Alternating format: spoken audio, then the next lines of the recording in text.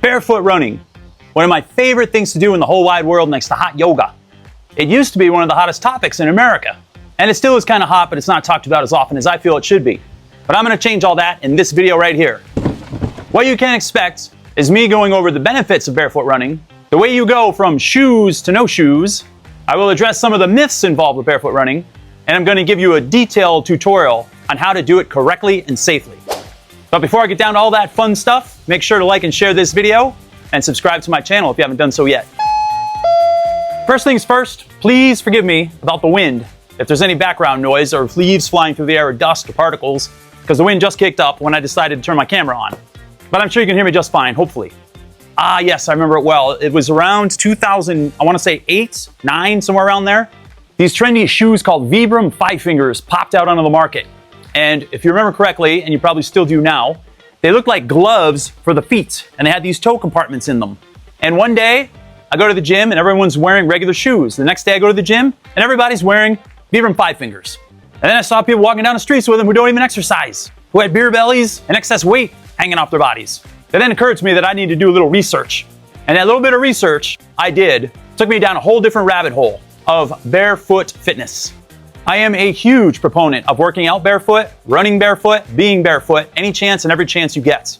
When you are barefoot, your toes get to expand like this, much like fingers. When you're wearing a thick, clunky shoe, they have narrow toe boxes, which is the front part of the shoe like this, and it causes your toes to be compartmentalized and crunched together like this. They can't do this, and the muscles on the bottom of your feet, they cannot work properly. And I know there are a lot of advocates out there for those really thick-soled shoes, one of which rhymes with polka, but I'm not going to use proper names in this video. I despise those shoes. I do not like them. They are not foot-friendly. I have another video where I describe a really good foot-friendly shoe called the Seguro, and I show you how to do the shoe test. So please refer to that video as well. Your foot and your toes like movement. They like to be natural. The best way they can do that is by gripping the earth and being relieved of shoes, also known as unshod. Now, the magical, mysterious, amazing benefits of barefoot running are vast, but I'll try to keep it tight for the sake of this video. First things first, there's a big misconception about barefoot running. When you're running barefoot, you are not enduring more impact than when you have shoes on. It's really a simple equation. When you have a shoe on, especially one with thick soles on them, you have the tendency for your heel to hit hard like this on the ground and then flap down like this. So this causes a lot of impact, even though you have a big cushion here. It gets shot right up through your kinetic chain from your heel all the way up to your neck. You do not want that.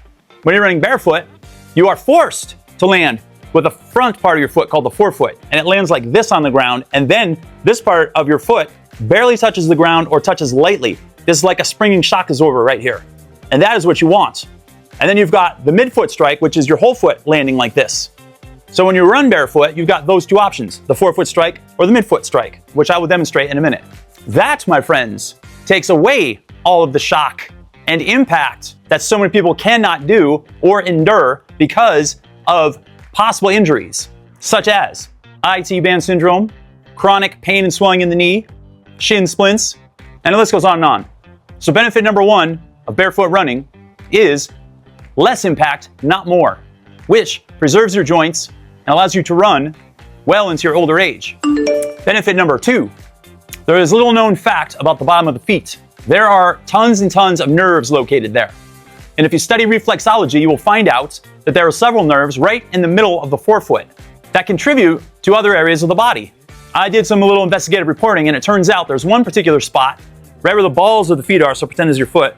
If you keep hitting that one spot right in there, it's been known to help with various conditions related to the heart. But I'm not going to say out loud what they are because I don't want my video to be banned. Let's just say you can possibly get benefits from a cardiovascular perspective by running barefoot and hitting that spot over and over again. The next benefit occurs, especially when you run on grass or sand or some form of light aggregate that doesn't demolish your feet to a pulp, and even concrete.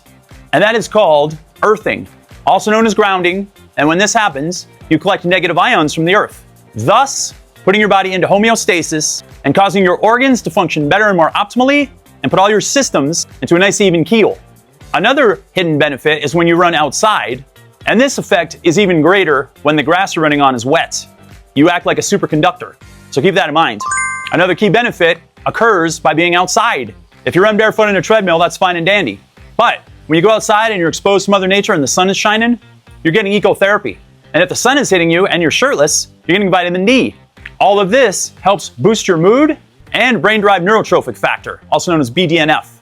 And I have a video that's going to be coming up on that very thing, so stay tuned for that one. Ecotherapy simply means you're exposing yourself to Mother Nature, and it has a very positive impact on your mood, your anxiety, depression, and your ability to concentrate when you're done running. And I do firmly believe that the endorphin rush you get after running barefoot is 5 to 10 times greater than that if you're wearing thick-soled shoes. Another amazing and secret benefit of barefoot running is your confidence goes through the roof. And here's where that comes into play. If you're running on a road or sidewalk or trail after a rainstorm, for example, and there's a bunch of jagged rocks and roots and twigs and stuff that washed across the trail or road, when you're wearing shoes, you can just plow right across it blindly without even thinking about it. But when you run barefoot, you have to become hyper aware of your surroundings and the terrain right in front of you.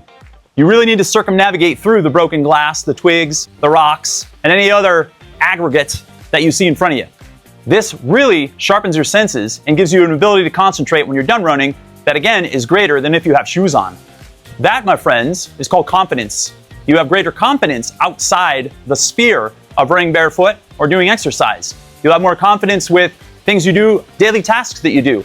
Stacking wood, chopping wood, picking up groceries, picking up babies, pushing kids on swings, helping your mate with some kind of home project. That goes a long way outside the gym, and a lot of people don't think of the ancillary benefits of exercise when it comes to the gym. They just think about beefcake workouts and getting bigger and getting stronger and lifting twice their body weight off the ground in deadlift. What's that going to prove at home? Not much. But barefoot running, that's going to turn you into a laser light focused machine of a man or woman. One last surprising benefit of barefoot running that I don't think I've heard anyone talk about is this. Hey, I'm a minimalist, okay? I like to get by on less. My motto is less is more. And when you don't have to wear shoes to run, guess what? You save yourself $120 a year, at least, on shoes. Those ones with the thick pads on them, they're probably a minimum of $120. I'm just throwing that figure out there, but you can do the math on it and look it up for yourself. The bottom line is, it's cheap and it's convenient. You simply roll out of bed, drink some water, do a little dynamic stretches, open your door, and down the road you go. You don't have to worry about socks. You don't have to worry about tying up or putting on those big clunky shoes. And you don't have to worry about paying for them every year. You save a lot of money in footwear.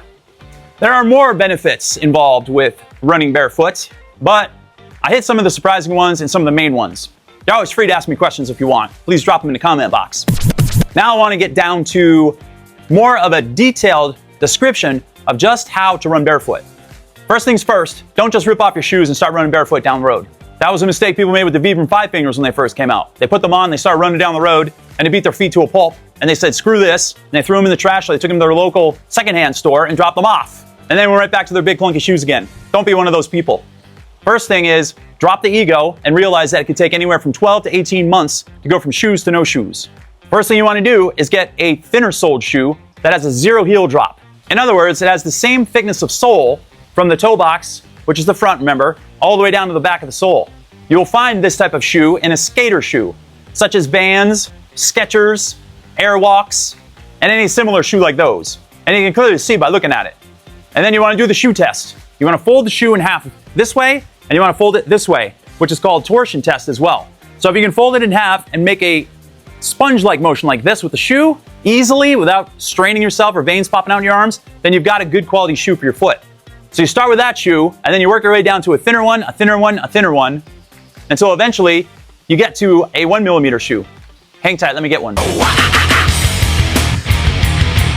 This right here is 1 millimeter. See what I can do with it? I can fold it this way, and I can fold it this way. See? It's actually broken, but that doesn't matter because I just need the sole. The sole, you can see it, it's pretty durable. It's only 1 millimeter thick. This is as close as you can get to barefoot without being barefoot. You want to work your way down until this shoe feels comfortable. And use all of these shoes I'm talking about in practical application. Wear them to the gym, wear them to the grocery store, wear them in your cardio runs, wear them everywhere. Throw away the other shoes. And eventually you'll get to this. And then you know you're in business, my friend. And that first stage can take up to 6 months or so. Then once you get to this, you want to start running barefoot. But you're only going to run a little distance, maybe 100 yards. And you're going to take these shoes with you. They're very light. You can put them in your pocket. Or you can just prop them like this and hold them in your hand and run with them. They're not going to alter your gait at all. So you go your 100 yards, you put your shoes on, you finish your run. Then the next run you do, you go 200 yards.